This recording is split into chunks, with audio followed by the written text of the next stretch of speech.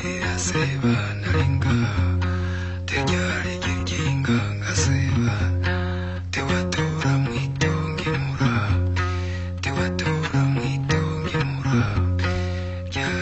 d'entre nous sont parvenus à se mettre sous le lit, mais là ils ont veillé sur nous pour qu'on ne quitte pas l'espace qui était contrôlé par ces rebelles.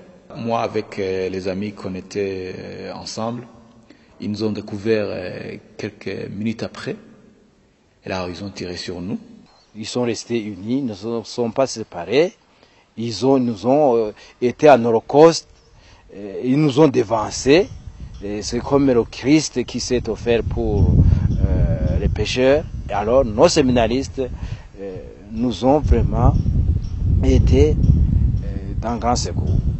Et nous en vivons les résultats. Contrairement aux gens qui voient le soin, la souffrance, la douleur, moi je vois plutôt la paix, la joie. Et les gens qui viennent prier, qui guérissent même de leur maladie spirituelle ou physique ou morale, je vois la chose tout à fait positive. Avril 1997. Le Burundi est plongé dans un conflit meurtrier depuis 4 ans après l'assassinat, le 21 octobre 1993, de Melchior Ndadaye, le premier président démocratiquement élu et Hutu, l'ethnie majoritaire de ce petit pays du centre de l'Afrique. Les affrontements opposent l'armée, dominée depuis la crise de 1972 par les Tutsis aux rébellions Hutus des FNL et du CNDD. Malgré quelques tentatives internes pour mettre fin à la violence, le conflit touche presque tout le pays. C'est dans ce contexte que se produit le massacre de Buta le 30 avril 1997, au cours duquel les rebelles du CNDD exécutent froidement 40 jeunes élèves du séminaire de Buta.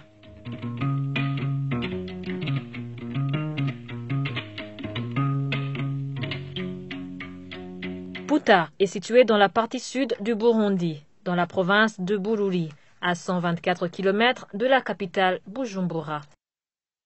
Ici comme ailleurs, la pauvreté fait partie du quotidien des populations qui vivent surtout de l'agriculture.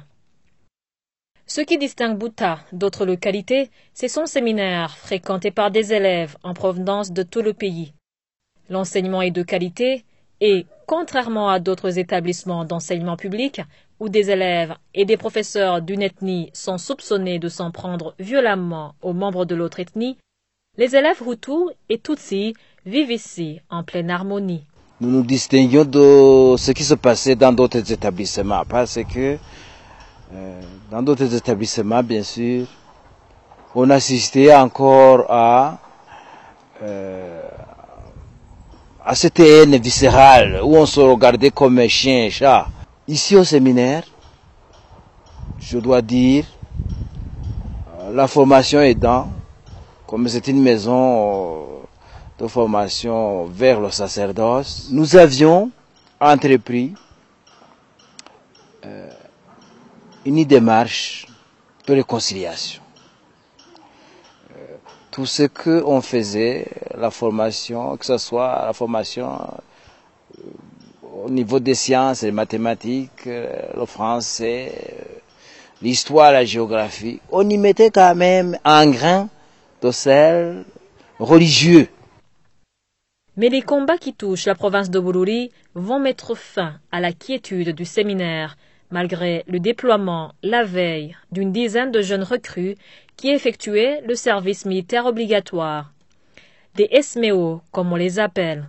Nous, on nous a dépêché ces jeunes-là, qui ont pris connaissance des lieux. La nuit, nous avons fait la ronde, nous nous rayions, séminaristes et professeurs, et puis laïcs des environs. Mais c'est au petit matin, à 5h30, enfin l'heure n'est pas précise, mais c'est autour de 5h30 au petit matin, où les élèves allaient sortir de leur lit, prendre les douches pour pouvoir commencer les activités scolaires. Au petit matin alors, la cohorte des assassins est arrivée. avec des ports d'armes assez sophistiqués. Ils avaient d'autres armes automatiques, etc., des grenades, des munitions à réserve, et ainsi de suite. Ils sont arrivés. Comme l'autre séminaire n'était pas du tout clôturé, fermé, ils se sont dirigés directement à leur cible indiquée. Ils se sont dirigés vers le dortoir du supérieur, donc des élèves du supérieur, c'est-à-dire ici, là, à partir de la 3e jusqu'à rhétorique, ils se sont dirigés là-bas. Ils ont commencé à exercer leur sale besogne. Devant leur infériorité en hommes et en puissance de feu, les jeunes militaires prennent rapidement la fuite, laissant le champ libre aux rebelles. Ceux-ci peuvent avancer tranquillement vers le dortoir où logent quelques 80 jeunes. Ils empruntent les escaliers et s'engouffrent dans la grande salle du premier étage. Sur la colline en face au dortoir, ils ont installé une mitrailleuse anti-aérienne, probablement pour empêcher toute tentative de fuite. Alertés par un premier coup de feu, les élèves se réfugient dans le 2e compartiment du dortoir et se cachent sous leur lit. Mais ils sont vite découverts par les rebelles qui demandent aux Hutus de se séparer des Tutsis s'ils veulent rester en vie. Le journaliste Jean Nepomuceno était dans le dortoir ce 30 avril 1997. Le 30 avril, vers 5h20, autour de 5h, nous avons entendu le coup, une balle qui est dirigée contre le dortoir. Et là, c'était l'arrivée des rebelles. Ils sont introduits dans ce dortoir. Ils ont vérifié d'abord dans la première partie du dortoir où dormaient les élèves du 3e scientifique. Ils ont vérifié si on était encore là, mais comme on avait déjà quitté la partie, ils ont continué à vérifier dans le dortoir. Ils nous ont trouvé dans la partie supérieure du dortoir, là où dormaient ceux de la première année. Et là alors, ils nous ont demandé de nous séparer, les Hutus à côté, les Tutsis à côté. Et nous avons refusé. Alors ils nous ont amenés, ils ont commencé à tirer sous les lits. Et du coup, il y a même ceux qui ont été tués sur place. Là, je citerai entre autres Jimmy Mulegwa qui dormait à ce niveau. Et on a tiré aussi sur un certain Prosper Nimobona qui est mort aussi ici. Et nous ont amenés, ceux qui sont restés, nous ont amenés au fond, donc à l'entrée du dortoir. C'était un espace libre, il n'y avait pas de lit. Ils nous ont rassemblés contre le mur. Et les rebelles ont formé toute une colonne autour de nous. Alors ils ont commencé à tirer sur nous. Donc leurs fusées étaient sous-automatiques.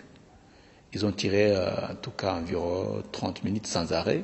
L'horreur est à son comble et les rebelles prennent un malin plaisir à poursuivre le massacre. Ils tiraient sur la tête pour s'assurer que tout le monde sont morts. Heureusement, Dieu a voulu qu'il y ait encore des gens qui restent, parce que on était autour de 80 dans ce dortoir, autour de 80, mais c'est la moitié qui a été tuée. Et il y a encore il y a 25 qui étaient blessés gravement. Il y a une dizaine qui étaient sains et saufs. Malgré qu'il y a certains rebelles qui voulaient s'assurer qu'il n'y ait personne qui quitte ce dortoir. Ceux du cycle inférieur ont pu échapper. Mais sinon, au cycle supérieur, ceux qui étaient dans ce dortoir, vraiment, il n'y avait pas moyen de s'échapper.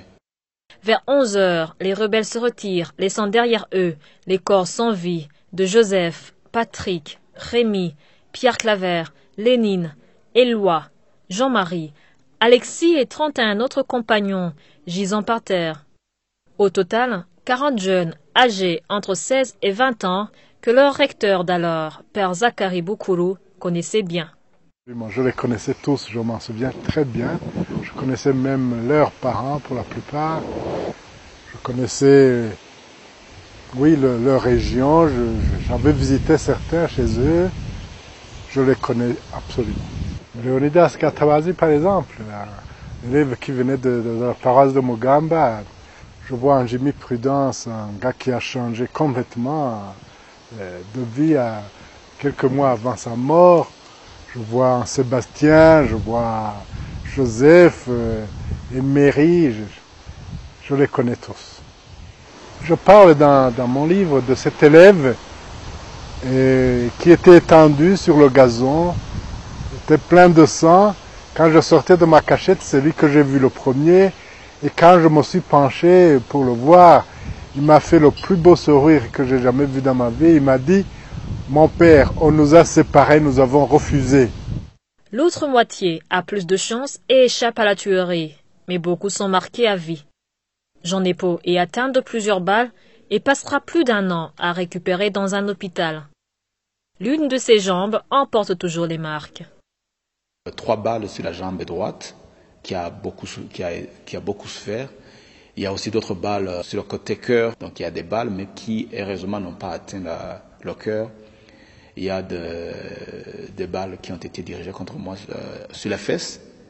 Là, je suis resté là parce qu'on était tout couvert par le sang, donc on était confondu aux morts. Le carnage de Bouta est un choc pour le pays qui rend hommage au courage des 40 jeunes qui ont refusé de céder à la haine ethnique, même face à la mort. Le chef de l'État, Pierre Buyoya, et des milliers de Burundais assistent à leurs funérailles. Depuis, ils sont devenus des martyrs pour beaucoup de Burundais. Quant à l'endroit, même s'il reste un lieu d'enseignement, il est devenu un lieu de pèlerinage avec son mémorial et sa quarantaine de tombes, en plus du monastère fondé par Père Zacharie. Les gens qui viennent prier, qui guérissent même de leur maladie spirituelle ou physique ou morale. Les gens viennent de tout pays, viennent prier, ils viennent se recueillir. Ils sentent qu'il y a quelque chose qui s'est passé ici de très fort, qui les interpelle. Et puis il y a cette leçon de Bouta que personne ne peut oublier. Le pardon accordé aux assassins, c'est une chose rare et nous en sommes tous fiers. Des gens souvent pleurent en venant ici. Moi j'ai effacé mes larmes pour toujours. Ces enfants, ils sont vivants quelque part ailleurs, ils sont restés avec nous de tout cœur. Jean Nepo s'y rend régulièrement pour se recueillir devant chacune des 40 croix de couleur rouge qui portent le nom et la date de naissance et de décès de chaque élève. Une seule croix est de couleur bleue et serait, dit-on, celle de la tombe d'un rebelle tué par ses compagnons parce qu'il avait demandé d'arrêter la tuerie. Les visages des martyrs ont été peints sur toute une façade de la chapelle qui juxtapose les tombes. De chaque côté d'un portrait de Jésus-Christ, 20 visages au regard perçant. Jean Nepo espère désormais que l'endroit permette aux bourreaux de reconnaître le mal commis le 30 avril 1997 et contribue ainsi à la réconciliation. Au départ, on pensait à une catastrophe, à une tragédie, mais aujourd'hui c'est devenu ici un lieu de rencontre, un lieu de pèlerinage, un lieu de recueillement, un lieu où tous les 12 de chaque mois, les chrétiens se rassemblent ici pour prier. Un lieu où je pense que même les auteurs de ce crime un jour viendront s'incliner pour demander pardon, représente la victoire de l'amour à la haine, la victoire de la vie à la mort. Parce que pour que eux aussi puissent être guéris, parce que je ne doute pas que aujourd'hui ils sont plus malheureux que les victimes, parce que s'ils se souviennent de ce qu'ils ont fait ici à Bouta, je suis sûr que même s'ils n'ont pas encore le déclaré à haute voix, qu'ils en regrettent.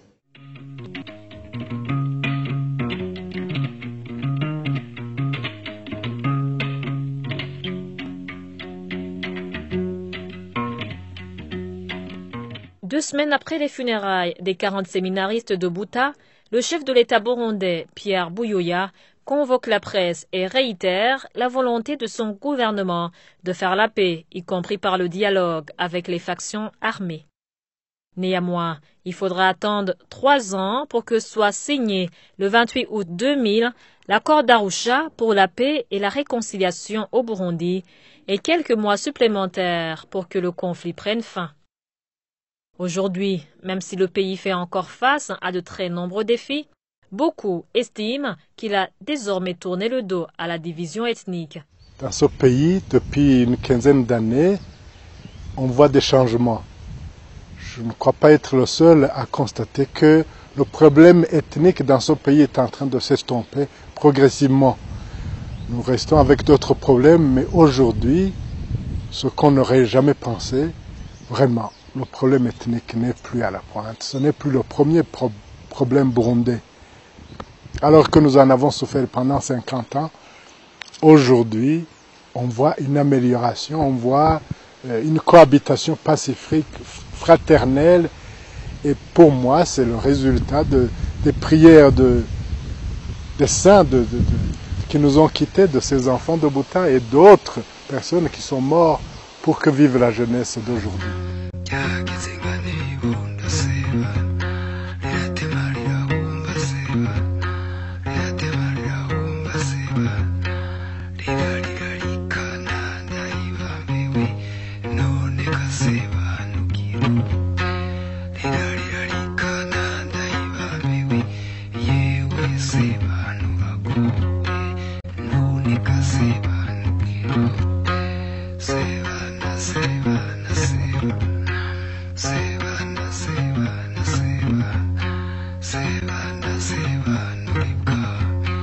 Seva nuribwa